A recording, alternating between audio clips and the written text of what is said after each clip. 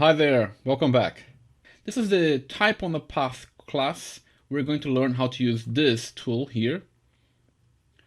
Type on a Path tool. I have built another artboard. Let's just quickly recap what you have learned in the last class. You learned how to build a text in a line, and you learned how to build a text in a text area. The text in a line is this one. It has a white circle at the end when you select it, and the text area has a black circle. You can change them, and basically the difference is that you can enlarge text in a line by just selecting this part here, okay? Ctrl Z. Let's say you don't want a text in a line, in a based line. You want a text in a curve. All you have to do is select the Type tool, and with the cursor of the mouse, go to a path that is not closed, and you can see that the symbol of the cursor changes. When you click on the cursor, you will get a text following the path. Isn't that cool? Another way to do it is, instead of selecting the Type tool, you can just select the Type on the Path tool. If you do that, and click on a path, it will make also the text follow the path, making it with a curve. Let's select again the Type tool. With the Type tool, if you click on the path of a closed shape, for example this ellipse, it will create the text inside the text area. Look at the symbol. If I do this, it won't create a text on a path. What I have to do is first press ESC to deselect this text and select the Type tool again, and with the Alt key on the window or the Option key on the Mac, when you press and hold, the symbol of the cursor has changed, indicating that if you click now, it will use the path on the Type tool. As you have seen, it's different. Let me press Ctrl Z. If I press Ctrl Z, another way to make a text on a path inside a shape is to select the Type on a Path tool. If you just click on it, you don't have to press the Alt key.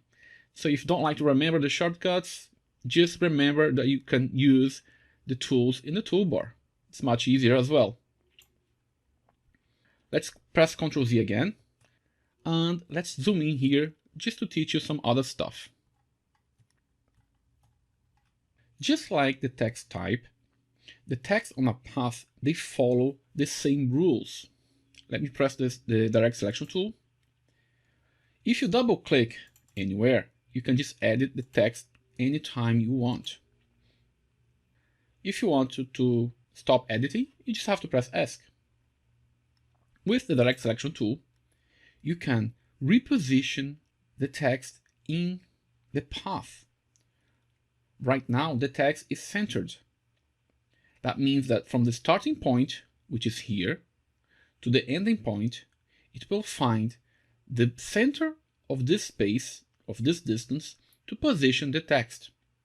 For example, if I double click here and start deleting the lorem ipsum and select the selection tool again, the text will be centered here.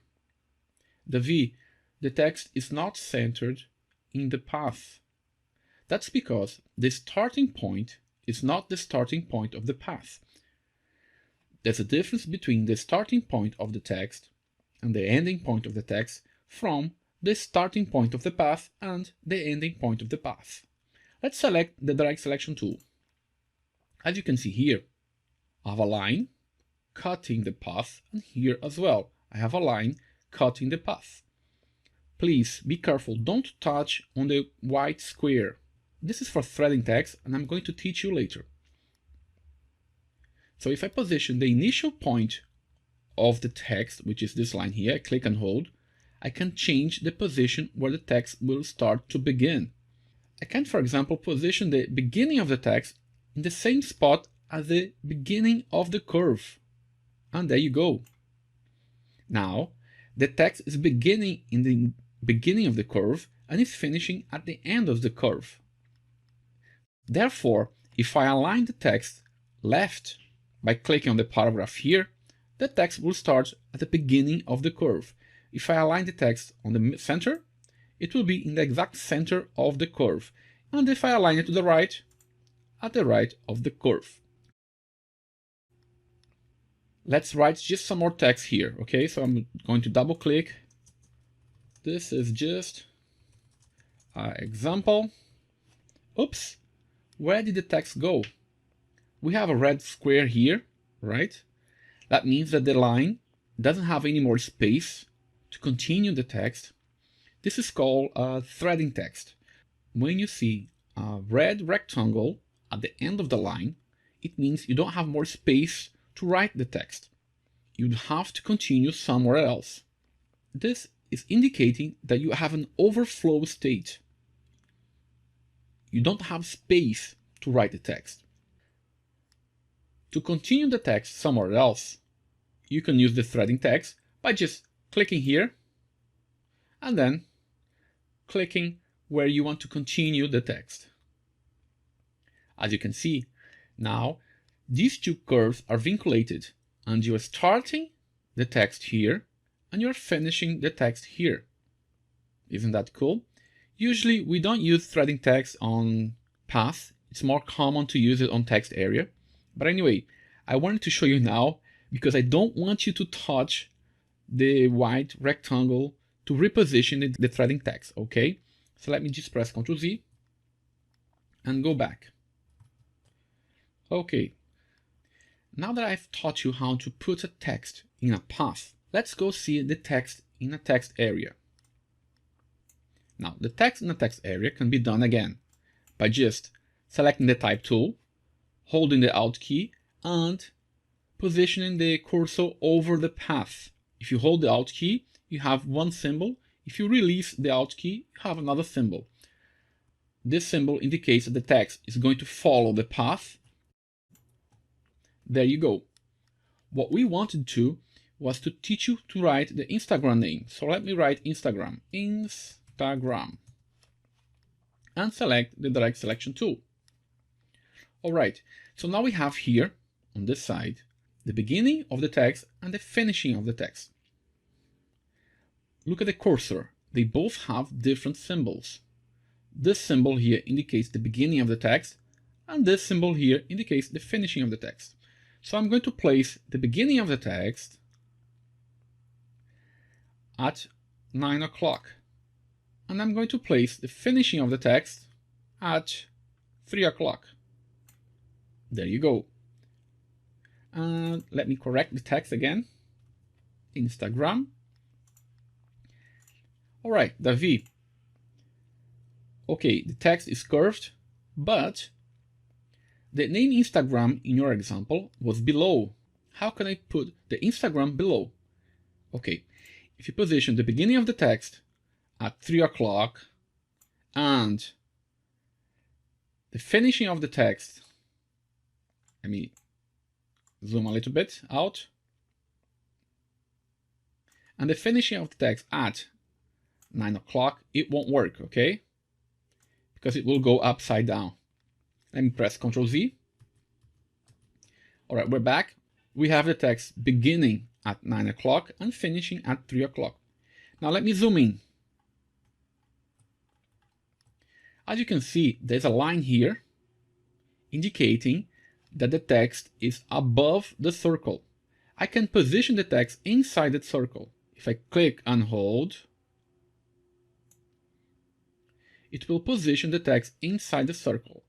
When you do that, it also changes again the position of the beginning of the text and the ending of the text. So you'll have to put this back to the same spot again. And there you go. We have a text inside a circle. And this is the exact example that I wanted to build with you in the exercise. So let's just go back to the first artboard. Let's go to the first artboard. So we want a text here saying the name Instagram, just like this text here.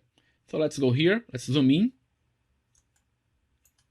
And let's put the name here, Instagram. Okay, so let's go to layer, check what we're doing. We're going to put here in the text, and I want to unlock this circle here because I want to build the text inside the same circle. So let's go to layer, unlock, and select this circle. I'm going to press Ctrl+C, Ctrl+F.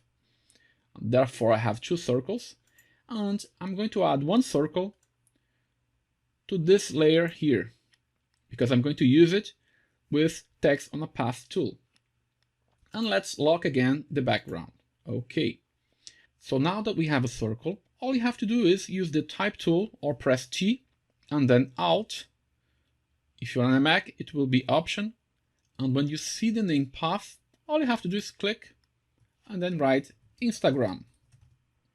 Okay, another way to do it, let me press Ctrl+Z, is to select the type on a path tool and then click on the path.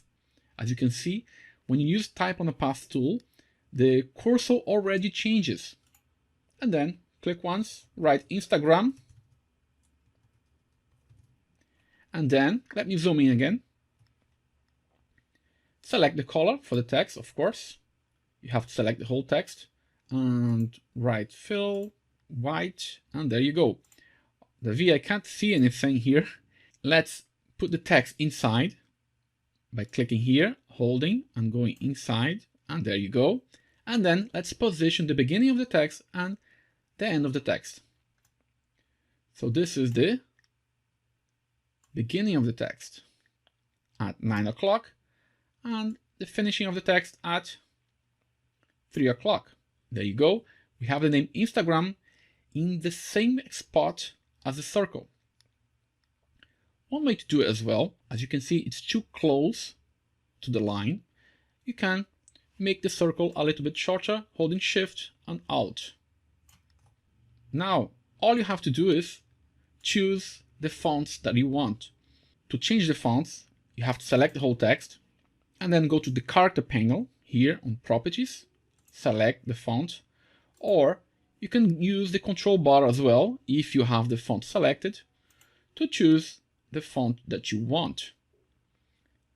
Let's get, I don't know, Instagram, this one. Does it look good? I don't think so. Let's select again and choose another one. And oops, and Instagram. I'll get this one just for now. So before we finish, let's make some adjustments. There's a spelling here. So I have just double clicked on the word and I'm going to delete the R and Instagram. Now it's correct, the word. I taught you how to use type on a path tool. We were able to make a curved text. The text is following the circle, and this was the goal for our class. I hope you enjoyed it, and I'll see you on the next class.